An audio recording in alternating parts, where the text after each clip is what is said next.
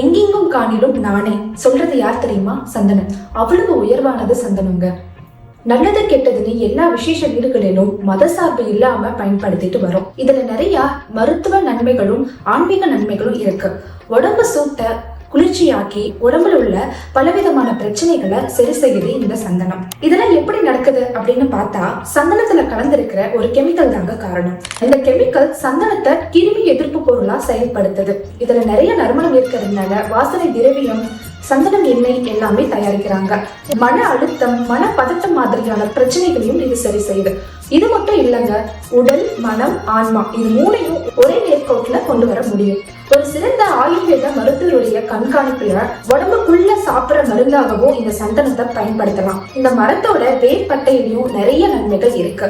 இவ்வளவு உயர்வான சந்தனத்தை நம்ம தினமும் பயன்படுத்தலாமே. இது போன்ற சுவாரஸ்யமான தகவலுக்கு தமிழ் மயத்தோடு இணைந்திருங்க. அரச்ச சந்தனம் அணக்கும் குங்குமம்.